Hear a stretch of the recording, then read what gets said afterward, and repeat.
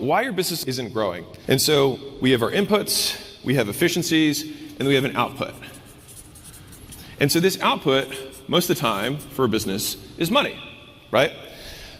The issue that I continue to see is that people aren't clear on what the inputs are.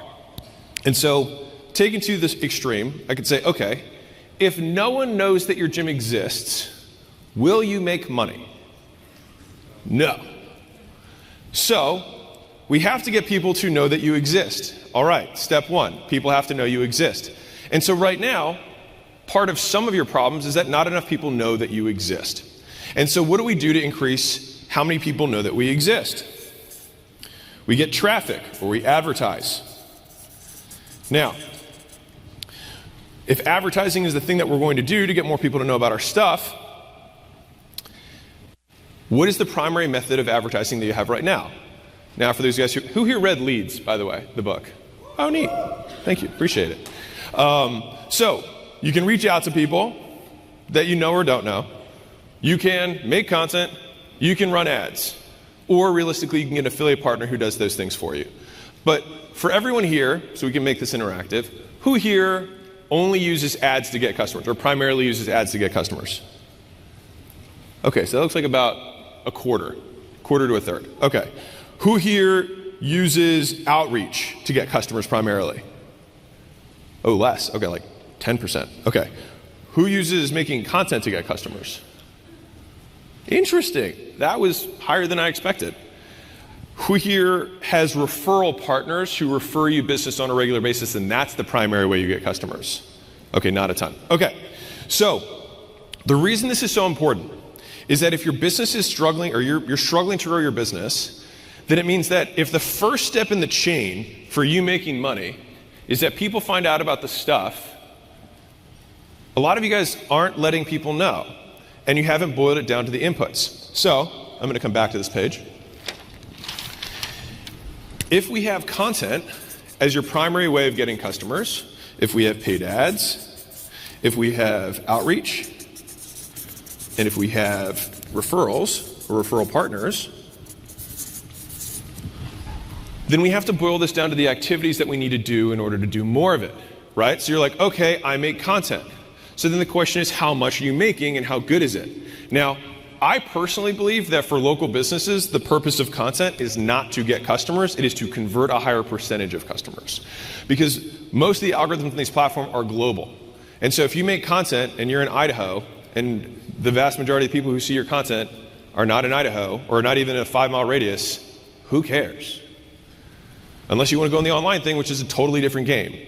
And so I see the purpose of making content as a local business owner as something that when you do reach out, or if someone does get referred to you, or you do run an ad, people click over to your page and they see if you're legit, or if you look friendly, you look nice, they look at the equipment, they look at the facility, say, oh, this place looks cool. Oh, it's right by where I live, or it's right on my way to work.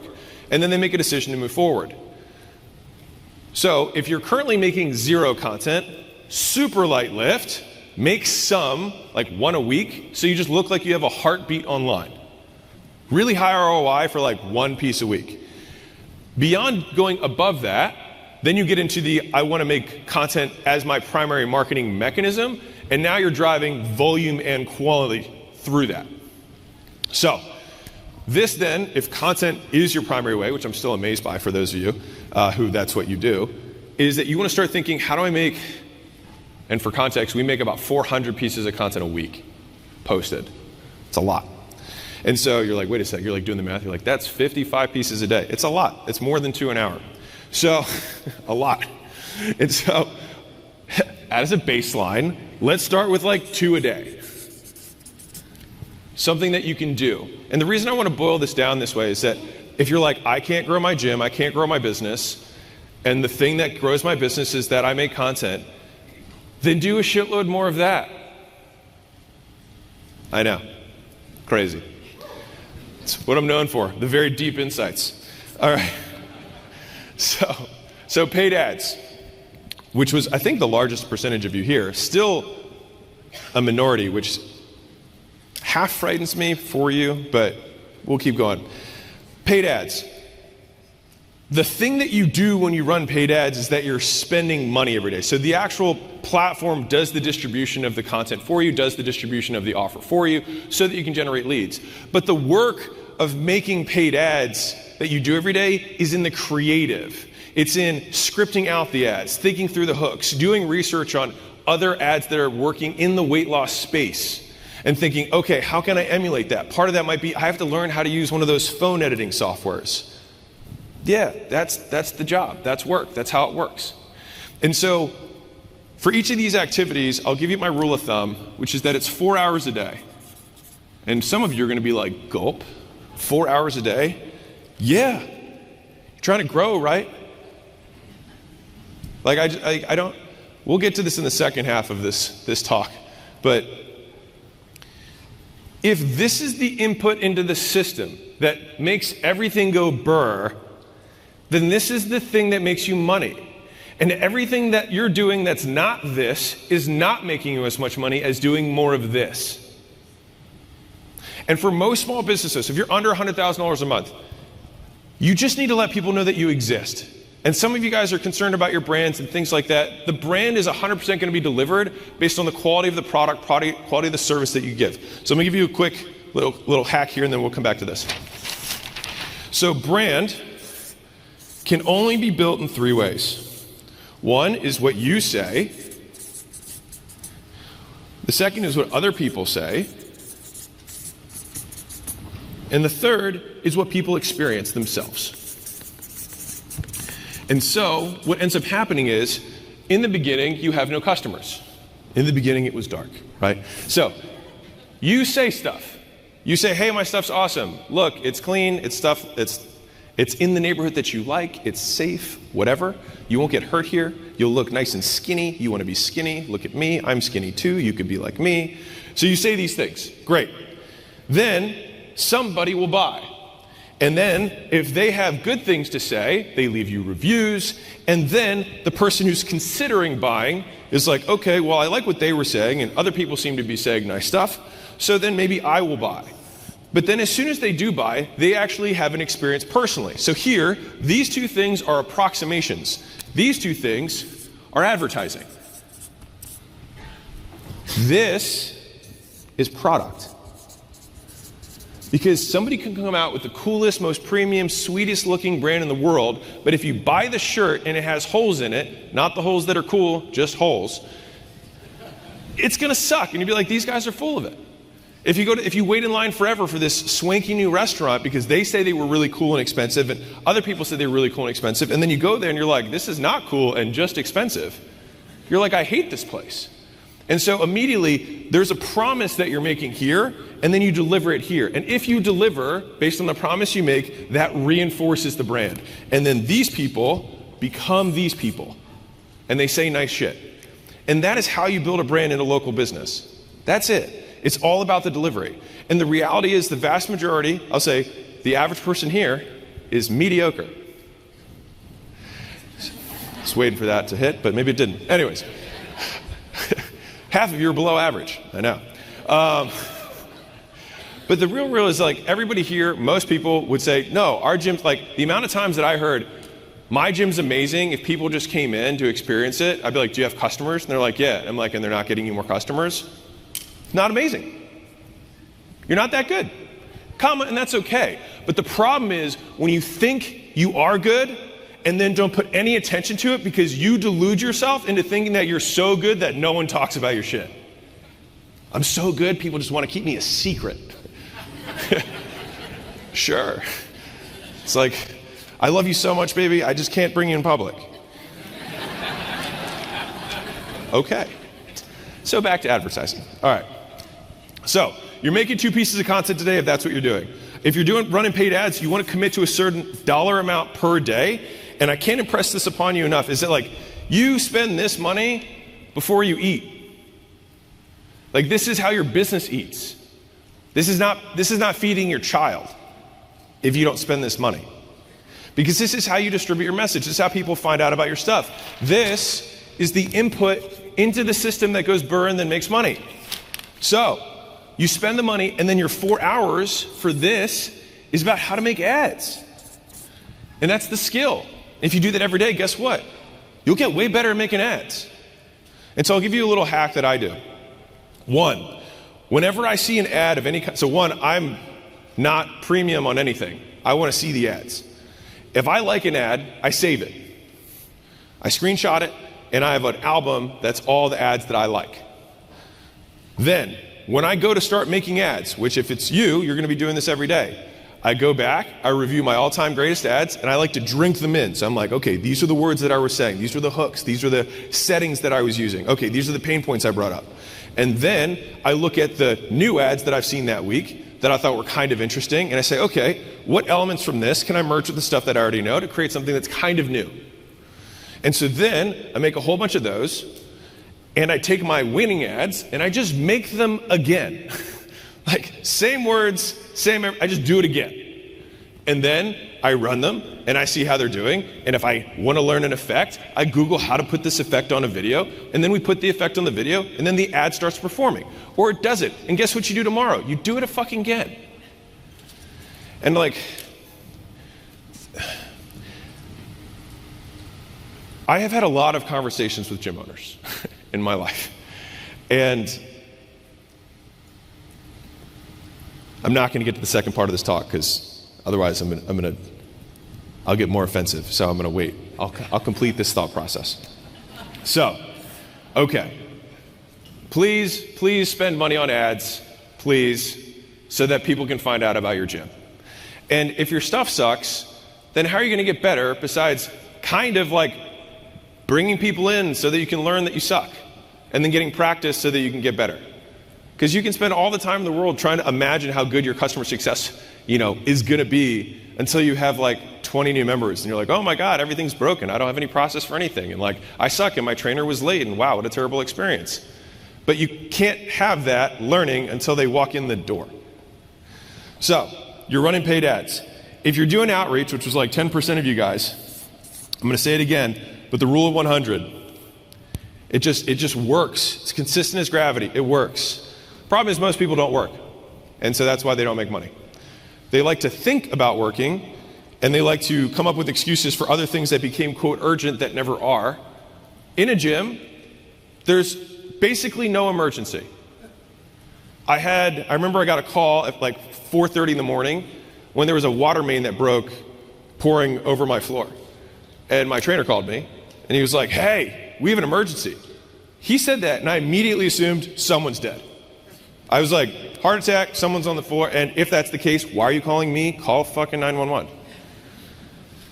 But so he said that, and he's like, are you ready? And I was like, yes, just tell me. And he was like, it's a water main. I was like, well, what are you calling me for? I'm not a plumber.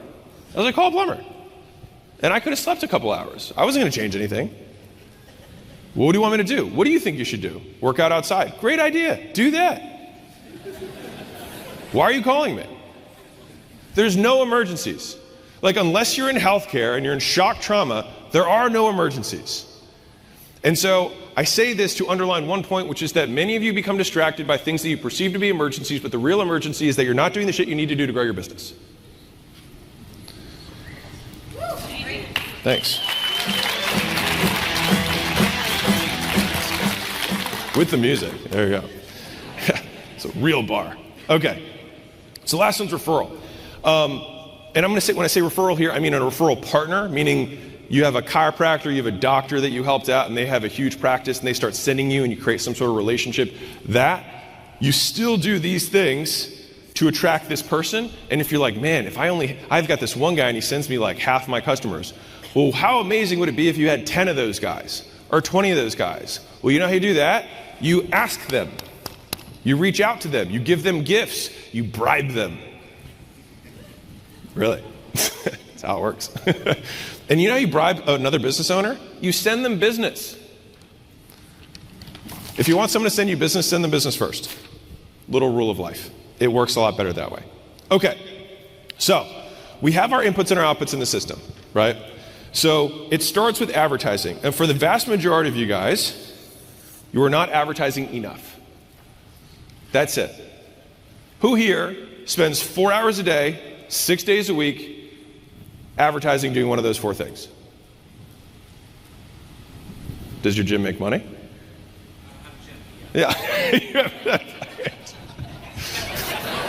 It's like, I don't have a gym, but yes, I make money. It's like, what are you doing here? It's called GymCon. All right.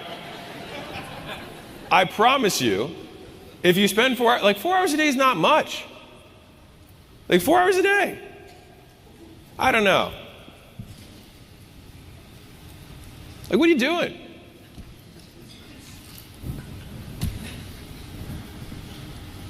Why your business isn't growing?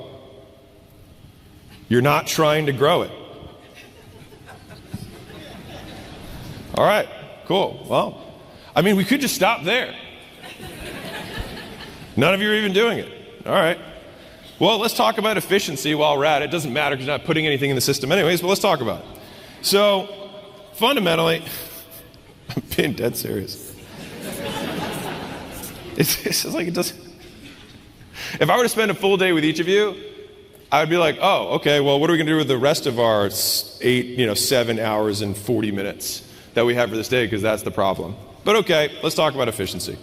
So, fundamentally, you got to let people know. Fantastic. Now they know, you got to get them to give you money, which is going to be the conversion process.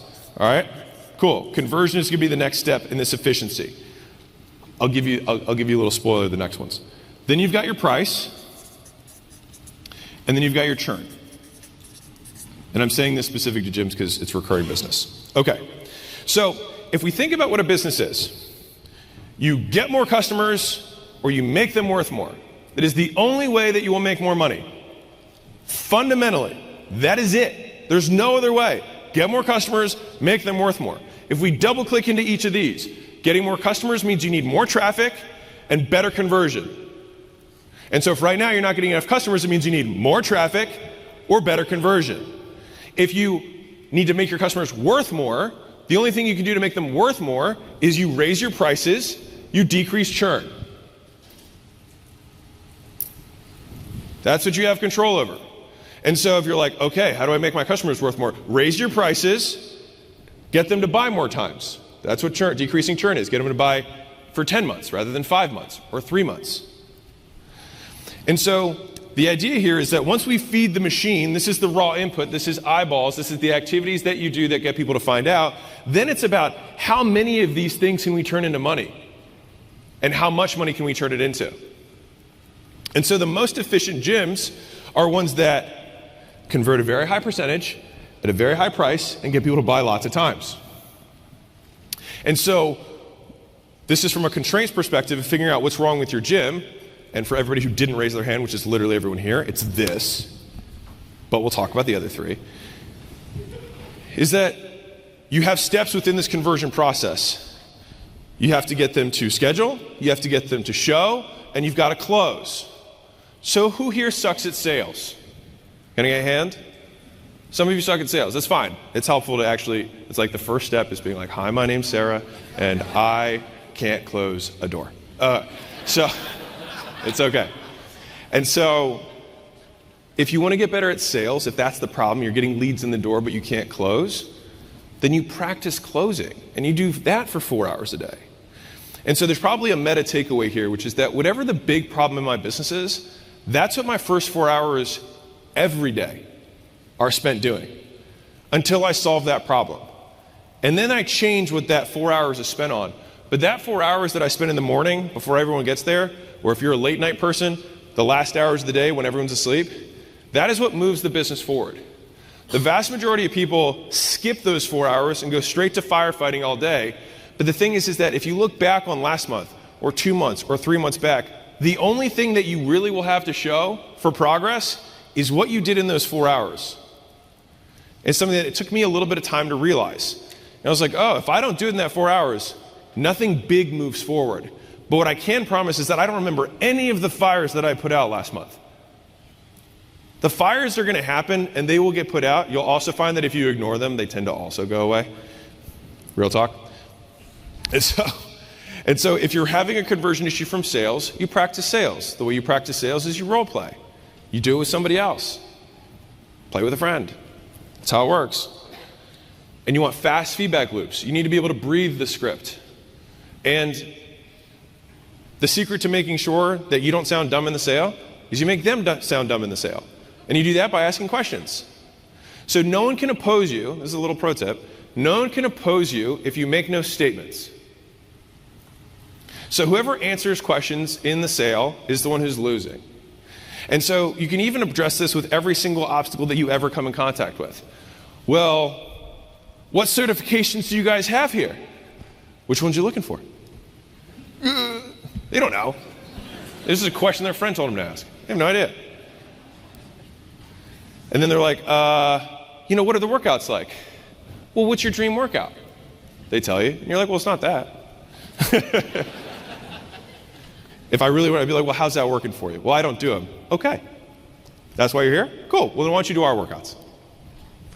So the thing is there's always a way to sidestep objections by just asking what they're trying to get out of the question that they're asking you. And most of the time, they have no idea. Because you should know the answer to their question better than they do because you've had this conversation before.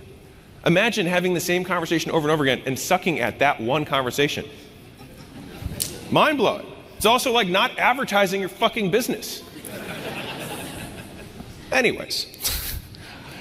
So you've got show rates, you've got schedule rates, and you've got close rates. So that's our conversion efficiency. And so whichever one of these is below benchmark is the one that you spend your hours on.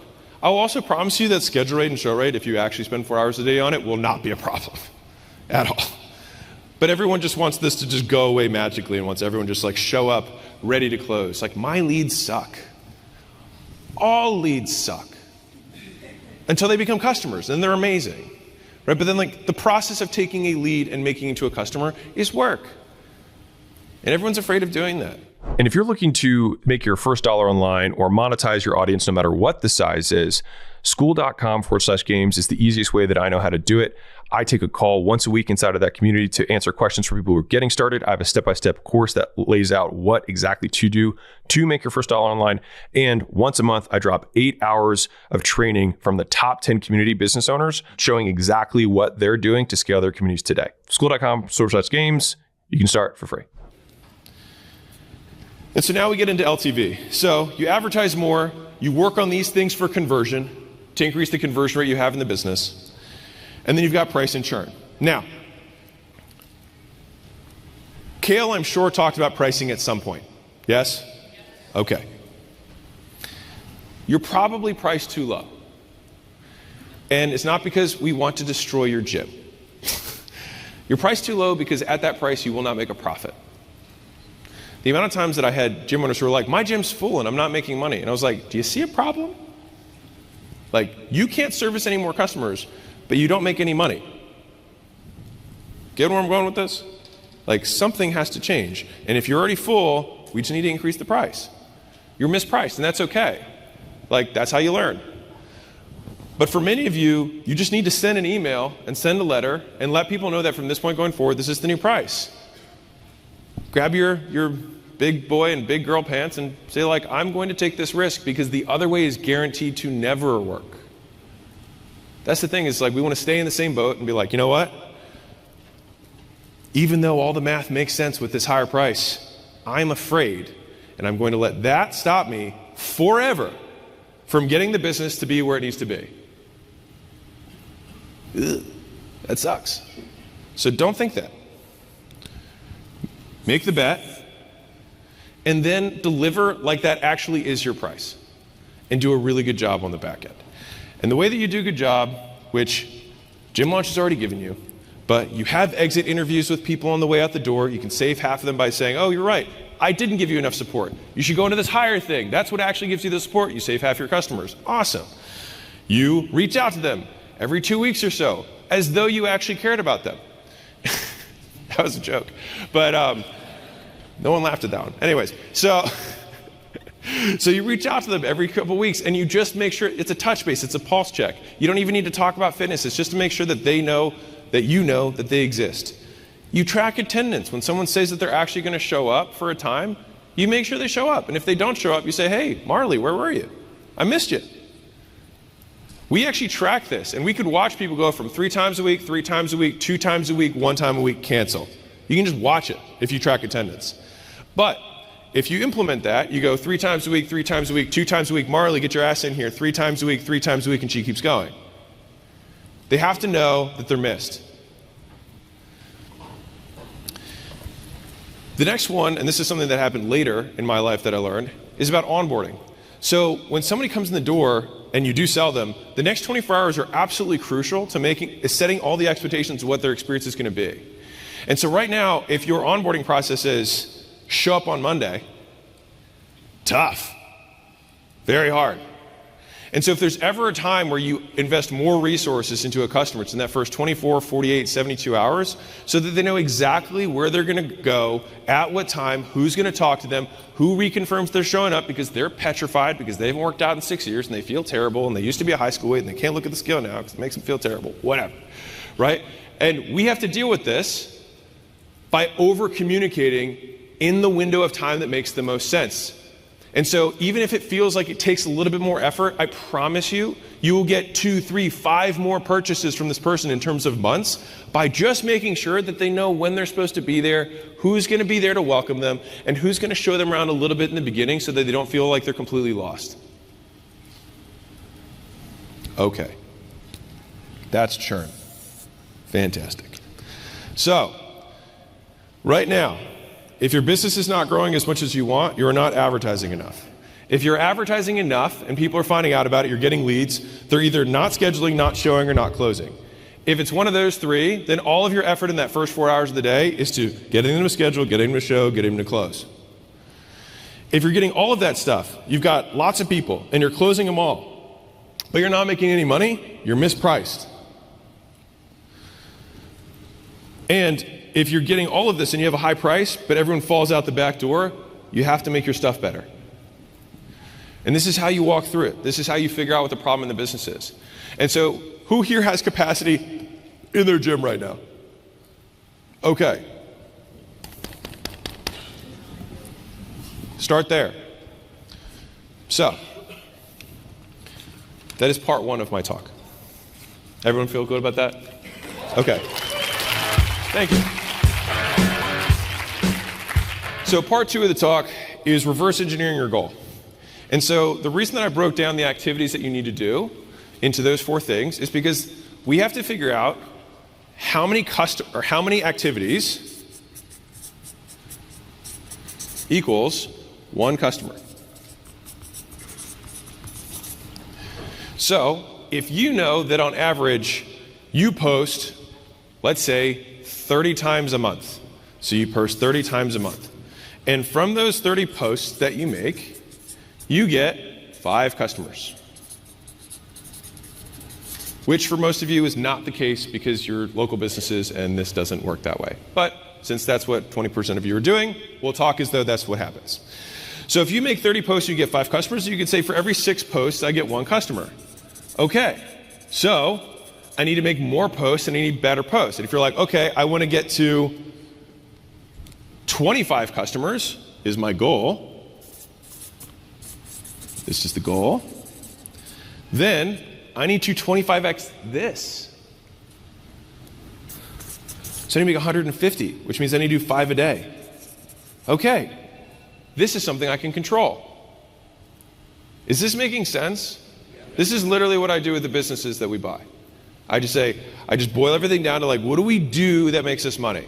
Not all the stuff after that. What do we do that makes us money? And they're like, okay, we have an outbound team. I'm like, okay, so what are the outbound activities? It's like, well, we haven't tracked it well yet. Well, start. So let's say you do 100 reach outs.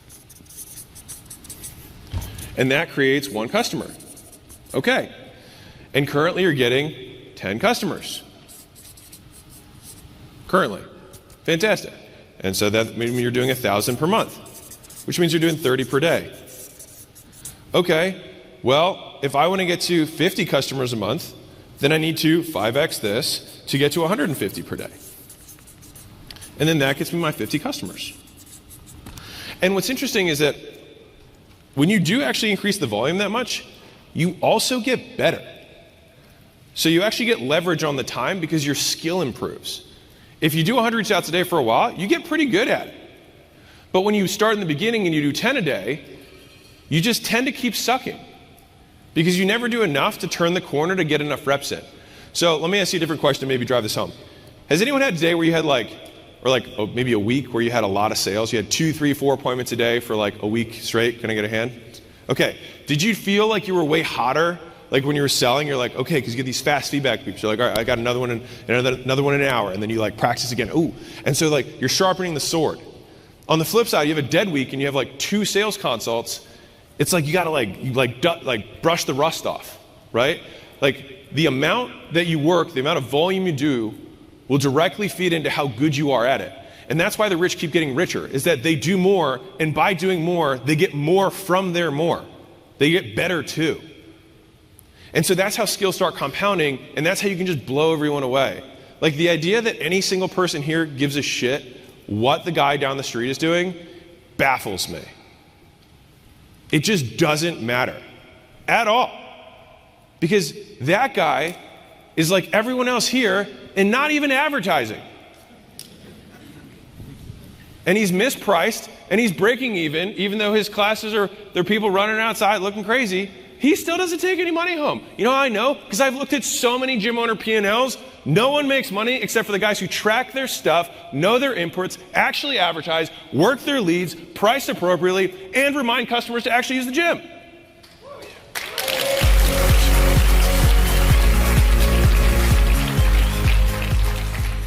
It's just that the bar for winning is not that high. And so I was going to wait to make this like the last part of the presentation, but I'm going to end up going here, so whatever.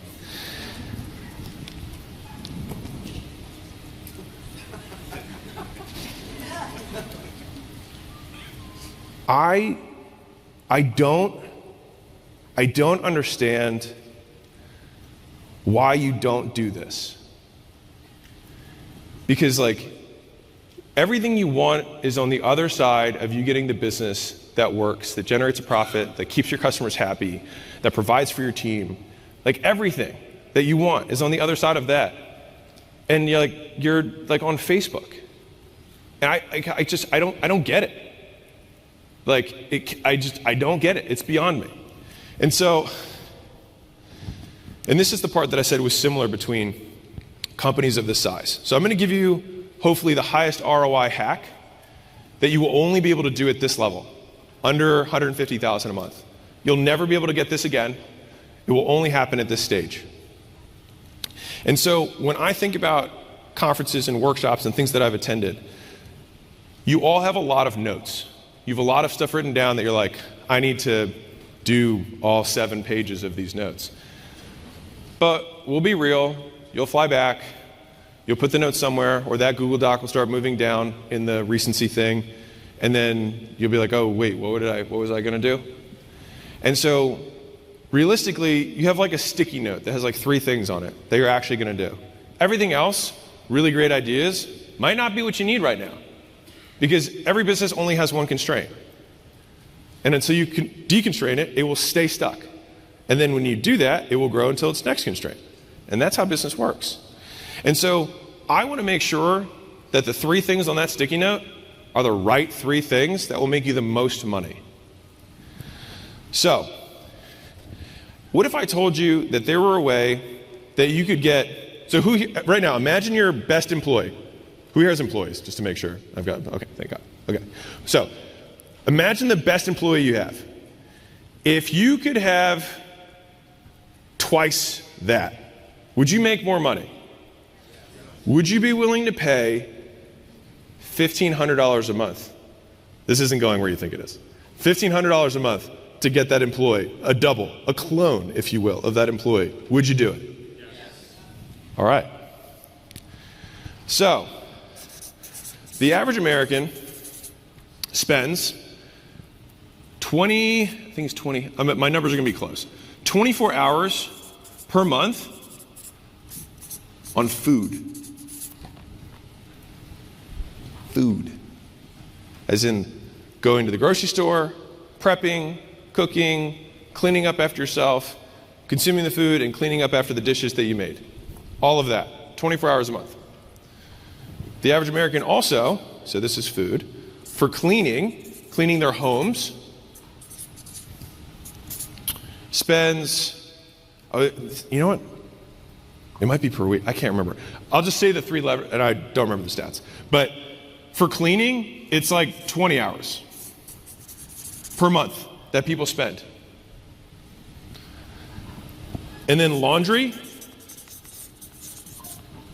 is like 19 or something. All of these on a monthly basis add up to 96 hours, which is what I actually remember. Between all the time you spend on food, all the time you spend cleaning, all the time you spend doing laundry, all the time you spend doing human stuff, like things for your human, this body bag you got to walk around in, right? Really annoying. No one can do, like, no one can go to the bathroom. Man, if I could delegate like going to the bathroom and showering, like, dear God, it'd be awesome. There's a point to this. You can get 96 hours a month back by paying $1,500 a month to get someone to make all your food for you, clean your house, and do your laundry. And hold on. And you would do this for the most valuable person in your business who's not your employee, it's you. You're happy to do it for them, but you don't do it for you because you don't want to waste money. But you would literally do it for a teammate who's not as good as you, and I'm making a bet here because they don't own the business and they're probably not as skilled as you are because you probably taught them half the stuff they know. And you're not doing it. And so I want to break this, like, if I can get every single person here 96 hours a month, it's more than 2 full work weeks. And the difference is, like, I don't get into like stop watching Netflix and television and all that stuff because that's another 100 hours. But you guys like that stuff and you're not going to stop, so who cares? I'm not even going to get into it. You are, whatever. But no one likes this. Now, if you like cooking, fine, that's leisure. But like prepping your food, prepping other people's food, going grocery shopping, no one's like, man, I just love grocery shopping. Well, some of you do, because you're fucking weird. But it's not worth it. And so right now, remember, I'm laddering up to this. The 4 hours a day that no one here is spending to actually grow their company, I just found it.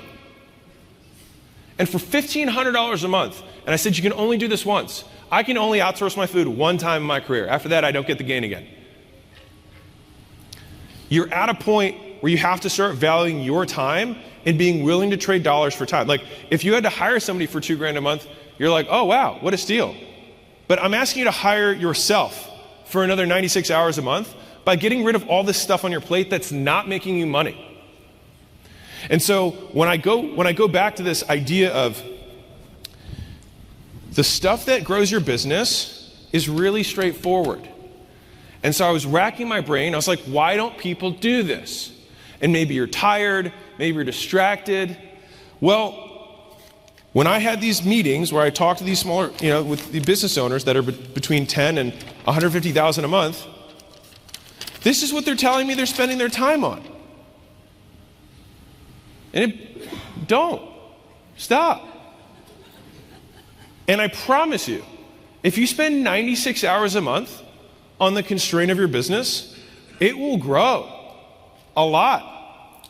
And then you'll be here, and everyone's like, what was your secret? You're like, Alex told me I should stop cooking my own food. And then I started working my leads, and we made more money. If you can make more than $15 an hour actively working, because that's what $1,500 divided by 96 is roughly, then it's worth it. Now, if you do that, and then you do nothing with the extra 96 hours, then shame on you. You deserve to be poor. So, please do that. It's on the sticky note for the day. Is that maybe sticky point number 1? Spend 4 hours a day on the constraint of my business. Sticky note number 2, make sure that I actually get those 4 hours a day in by paying for all the things that are not that. And so once you're really clear on the things that you actually have to do from an activity perspective, the rest becomes elimination.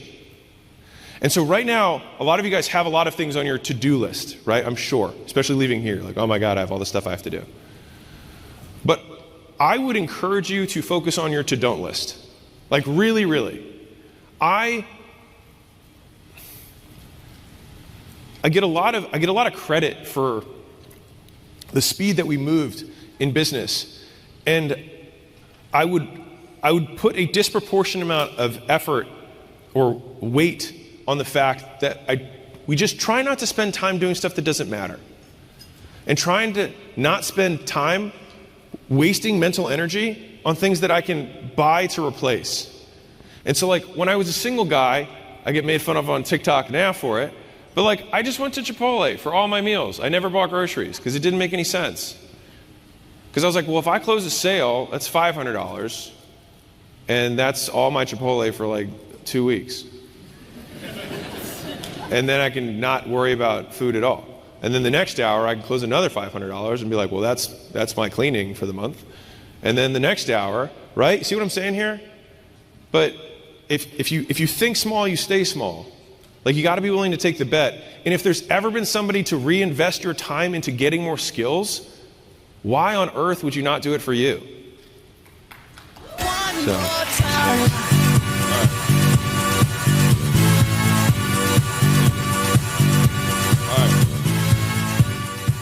Okay, so I'm going to do two more.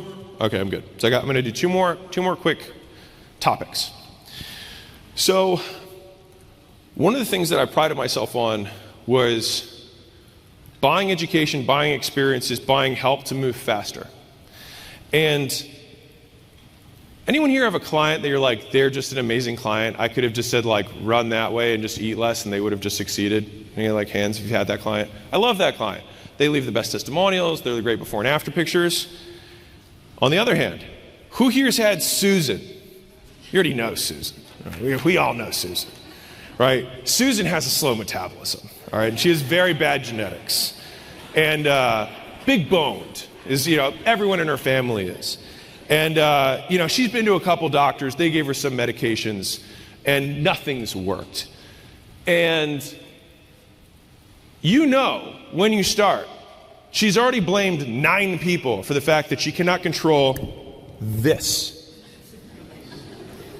Being real, how do you think you get fat? This. Just this. This one activity. That's it. And she's blamed every other person on earth for the fact that she can't stop doing it. Some of you guys are Susan with your business. You're not this person who can go watch a YouTube video and immediately execute everything and be an amazing client. You're Susan. You're saying my market sucks. My leads are bad. Like the price change didn't work for me. My churn's high because people don't value my product. Duh. And so it's just this loser, victim, wanting to buy things only to prove that it won't work for you so that you can be self-affirmed in the fact that it's not your fault. It's ridiculous. It's Susan. You're Susan. Susan sucks. And the thing is that if even one of you is like, you know what, I do kind of do that. My goal of every time I get into anything that's education-based has always been to not be a success story, but to be the number one person they have ever had. And to be real, I was like, because it's about me, not you. I will win. I don't care if they're a mediocre teacher. I'll still learn it. And I'll still out-execute them, and I'll get better than they are at their own thing so that people start asking me to teach them. And that's more or less happened in my life. But the idea that you can have, there's no savior. Gym launch is not your savior. We're not going to save anybody. We'll tell you the stuff that you need to do, and if you actually do it, you'll win. But the if you actually do it is the part that most people suck at. And so I'm trying to give you these hours things of like, okay, buy 96 hours back. And trying to give you this stuff of don't go into anything with the idea that you want, if you ever buy something with the intention of proving that it doesn't work, shame on you. It sucks. What a terrible way to live.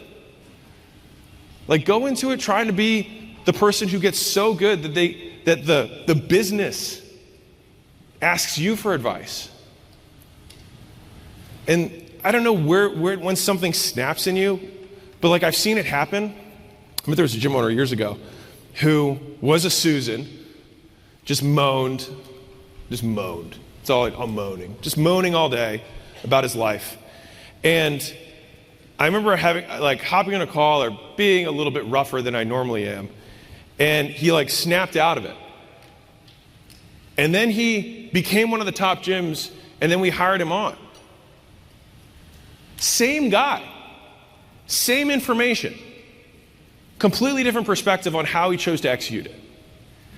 And so like if you, like so many here, who here got into fitness because you like fitness? It was a passion of yours. Right, you need to start learning how to love business. Because if you treated your business the way you treated your body, you make a shitload more money. And so one of the interesting things about the fitness space is that I see the posts, I actually see a lot more of your guys' stuff than you guys think, where you make these posts about being disciplined, right? About doing the hard work when no one's looking, right? That's right, day 72, still cranking, still out here 4 a.m., getting it in. But it doesn't make you tough because you like it. What makes you tough is doing shit you don't like. And right now, you don't work your leads. You don't follow up with customers. You don't send handwritten cards. You don't have member events. You don't spend money on ads. You don't learn editing software so you can make better ads. You don't research what you're going to say in the ad so that they're actually good. You don't practice your sales script. You don't set up your lobby. You don't put reviews online. You don't ask people for reviews. You don't ask people for referrals. You don't try and make affiliate partners. But you're tough because you can drink egg whites.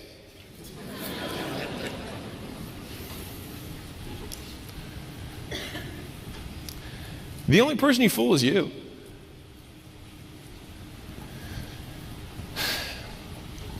And so I want everyone here to make a lot of money. And I want you guys to have the gyms you want. And believe it or not, the gym business has not changed. You still have to promote it. You still have to convert those leads. And then when they come in, you have to price appropriately so that when you're at capacity, you're making a lot of money. And you have to do whatever you can to keep people. That's not going to change. It's just your dedication to the execution of it that will. And so I'll bring up my second to last point, depending on when they kick me off. Your team sucks.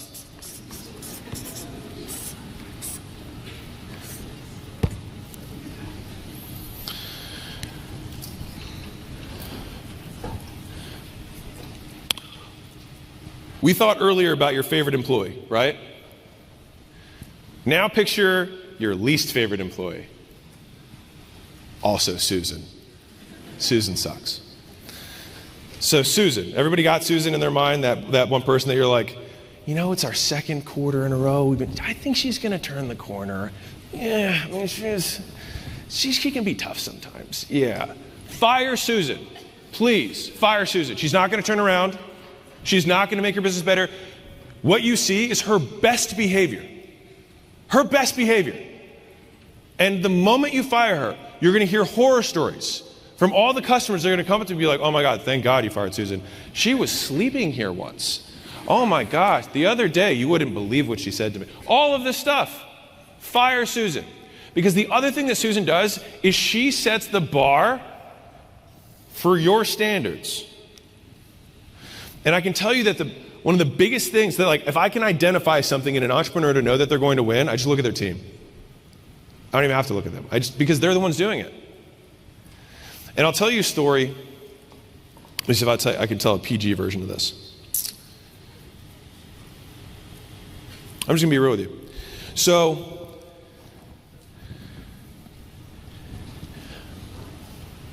when I started talking to private equity groups to consider selling a portion of Gym Launch so that we could reinvest in some of the stuff that you guys will see soon. It's dope. I had all these calls with investment bankers and private equity groups. And I remember so starkly the contrast between the quality of the questions that they were asking and how intelligent every single person on their team was compared to my team that I had built. And we built, $50, $100 million business. Not bad. But they were going to go make an extra $3 billion. And it was this moment where I was like, oh, there's just more levels. It just keeps going. Steve Jobs spent the vast majority of his time bringing in talent. Because fundamentally, someone else can run your facility better than you. The problem is that you can't get that person to work for you because of who you are and because of the people that you allow to be in your vicinity. They would walk in, they would see the other people and be like, oh, I don't want to associate with them. And they just walk out the other side. And so you need to raise your standards. And right now, I'll bet that the vast majority of the people that work in your business are mediocre. And that's why your gym's mediocre. Because if we're being real, they're the ones that are doing everything. They're the ones that are teaching the classes. They're the ones not working the leads when you tell them to. They're the ones not following the sales script when the person walks in the door. They're the one forgetting to write the handwritten cards. They're the ones that show up late to the event that they're supposed to be the champions of and invite their people to, but they didn't. They're the ones that don't wear the uniform the way you ask them to because they want to be special. Has anyone dealt with any of this stuff? Yes. But you tolerate it. And so it's your fault. And so the higher my standards have become, the better my teams have become, the easier business has gotten, because solving the business problems aren't complicated. It's the everything else. It's the fact that Susan still takes up your time. The fact that when you're in bed at night and you're talking to your spouse and you're like, God, Susan, I want to believe her, but this is the third time she was late, and third time! Third! What happened after the first one? Right? And we're spending all this time, all this bandwidth, that you could be spending actually improving the business, not. And so Susan's cost isn't just the fact that she sucks at her job. She also repels anyone who's good. She also is bad with customers. And she drains the single most important resource from the most valuable employee in the business, which is you. And so you just have to raise the standards. If I was going to spend a day with each of you, I can promise you, half the conversation I'd be like, okay, so when you leave here today, you're gonna stop spending 96 hours a month on stuff that you can outsource for $1,500. You're gonna spend the 4 hours you just gained back actually doing whatever the constraint of the business is so you actually make more money. And you're going to get rid of all the people who suck. Now, part of you, I can already hear it, you're like, but what am I going to do with the bad work that she's going to stop doing? Right? What am I going to do about the work she's not doing that she pretends to do that I pay her for anyways? And this is the real talk.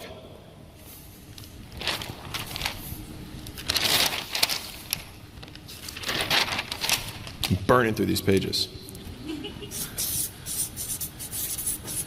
I would say you can say it with me, but we're going to mistime it. It'll be really messy. So you can just think it with me. Double time. So this is a concept that I have spent almost my entire life living by, which is that I spend half my day working tomorrow's job and the other half of the day working my day job. And by thinking about my time this way, I can move on double time. I can move at twice the speed. But that does compound over time. And so if you have to take Susan's work over, I'll bet you that what took Susan 20 hours that you pay her 40 for, you can do in 5. And because you haven't done it in a while, you'll probably realize there's a bunch of systems you probably clean up. And then you'll get closer to the customers, not a bad thing. And when you bring that next person in, you'll have been fresh on it and you can actually train them how to do it the right way. And put a good feedback loop in for when they do it right. So one of the big problems with management overall is that it's basically, if I don't say anything, you're doing great, and when you mess up, I hammer you. What you want to be able to do is give people a cookie when a plane lands on time, rather than only when plane crashes happen. Because it's kind of like if you do something for your spouse, let's say you wash the dishes because they like that you wash the dishes. If you do that 3, 4, 5 times and they never say thanks, you're just like, either this isn't important or I don't need to do this. And they think the same way about their role. So if you just say, hey, do this thing, and you never say it again, and you never tell them a good job when they do it, they will do it one time and then stop doing it because you didn't talk about it. And then you find out months later that this thing you thought was happening isn't happening, and you've been paying them for it the whole time. And so I promise you, if you think Susan sucks, she probably sucks more than you think she does. And she's not doing nearly as much work as you think she is either. And the work she is doing, also probably not that good.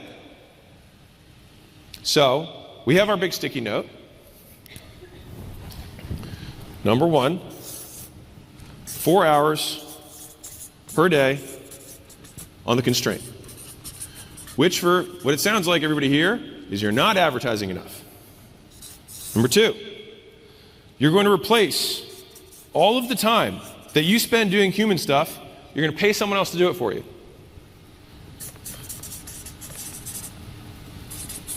So I'm going to say replace hours with vendors for human stuff. 3, get rid of Susan. But here's the thing. I say this, we laugh, we have a good time, you get on the plane, you go back, and guess what you don't do? You don't get rid of Susan. So let's explore this. You don't get rid of Susan because you're afraid of the conversation. And not the way you think it is. Not that you're afraid of Susan. I'm not afraid of Susan. Yeah, I know you're not afraid of Susan. To some degree, you like Susan. Susan was there in the beginning. You know, she hasn't been always the best, but she's been there for you, you know? And you care about her as a human being. And you're like, I don't know what Susan's going to be able to do. I don't even know if she'll be able to get a job after this. Imagine, no one wants to hire Susan, and that's what you're afraid of. You're like, so I'll do it. And so you then decide, you know, I'm just going to have a talking tour with her. That's what I'm going to do. I'm not going to I know Alex said this, but I know better. So I'm just going to tell her she's missing expectations. And it's not her fault. It's not your fault, Susan. I haven't been a good communicator, and I haven't been clear about it. And it's okay. This is good. This is communication. This is how we get better, right? You have this whole talk, and Susan keeps sucking. We laugh, but this is what's going to happen for 90% of you in the room. You're not going to do it. And so the reason the vast majority of business owners stay mediocre, stay small, is because they can't make the hard call. They can't say, I love you, Susan. I also love every other person who works in this business and all of the customers. And so I have to let you go. And I still love you as a human being. And then you're like, wow, that felt great. Jeez. And then you look and you're like, oh my God, she did this all wrong. And then you have space to go bring someone else in who's right. Because the process of building the gym is that you learn all the roles, you do them well, you train someone else to do them, and then eventually, if you get all those people right, you don't have to do anything, and you can own the asset. And then you can do it again. As a side note, I haven't seen anybody scale brick and mortar chain service businesses without having an operator that has a profit share. I'm just letting you guys know, this is what I've seen. It's usually 10 to 20%. They usually make somewhere in the neighborhood of like 75 to 100,000 a year. So if right now you're like, I would really like this thing to just be an asset that makes me money, until you can get to that point, it's not in the cards. Because somebody who really can run the business is going to make 75 grand to 100 grand today to do it. And so you need to get everything so dialed that they can make that and you make money. That's how it has to work. So I'm just telling you guys right now, because the amount of you have seen this one too, my gym's making money. I just signed a lease to my second location, even though I was literally not profitable 4 months before gym launch. Santana's seen it. You've seen it a lot of times. A lot of times. Don't be that gym owner. Get it so that you are bored out of your mind for months on end, and you keep hitting KPI, you keep growing, you keep becoming more profitable. If you can't leave the business for 6 months and it still grow, you are not ready, the business model isn't ready. Now some of you are like, man, that's a really high bar. Welcome to growing a legitimate business. So what it is. So, we have 5 minutes left. I want to make sure that the sticky note that you actually do when you get home has the right stuff on it. Okay. So, who here, after hearing this, is like, I'm not advertising enough? Thank you.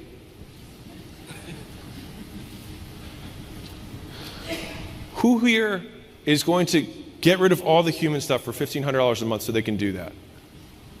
Thank you. And who here, for the love of God, instead of wussing out and pretending like you're making progress and saying that you didn't communicate when you really know that Susan's never going to make it, and maybe you just have to say, I'm not good enough of a manager. And you just have to say, I'm not good enough of a manager. You're amazing. I suck. Either way, it's not working because I can't fire me. I still got to be here. Sorry. Full credit. That's a Layla quote. For the love of God, get rid of Susan. And I'll give you a belief that I have about talent, which is that you absolutely can train anyone to do anything. I believe that in my core. The question is whether it's worth it. Like, I think everybody here could be a neurosurgeon if given enough time. It's just that who's going to pay for that? And some of you would take a while. Like a while. I've seen some of your hands, man. Some fucking sausage, like, I don't know, brain. But you could do it eventually. But the question is whether you want to be the one to incur the cost. Because fundamentally, all business is reallocation of resources. You have time, you've got money, and you've got energy. And you put it in, and the people who get the best returns on it make the most money. And so when you're spending all this time on Susan, you could just take a 7 and make them a 10. And it would take you less time. You'd literally get a better employee to be better, even faster, instead of riding this ride you keep having with Susan over and over again. Does everyone know who their Susan is in their mind right now? So, number 3 on the sticky note. Will you please, for the love of God, get rid of Susan? Actually, can I get hands? All right, please remember if you raised your hand, and 30 days from now, if Susan's still here, I just need you to write on your mirror,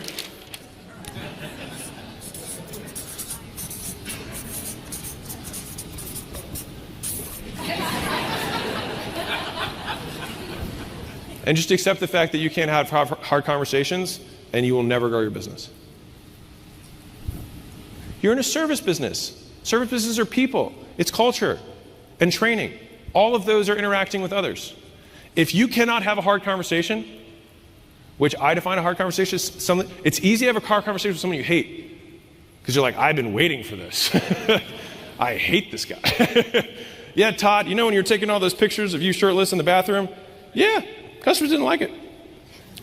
But I've been such a good, yeah, gotta go. Sorry, man. Totally believe you, think you're amazing. Be awesome. And you're like, I hope that guy never calls me again. Easy if you hate the guy. Hard if you like the person. But like, this is what being a grown-up is. It's like you gotta be able to have these hard conversations. You gotta be able to say, it's not working out. And so many of you have personnel issues. I know this because I've spent days and days and days and days with deep dives in the business. And honestly, you don't need a deep dive in the business. What you're not doing is obvious. And so I put all my effort on why you're not doing it, which is that your time is getting sucked up with human stuff and your attention's getting drained by girls like Susan and guys like Todd. Cool? All right, thank you guys so much.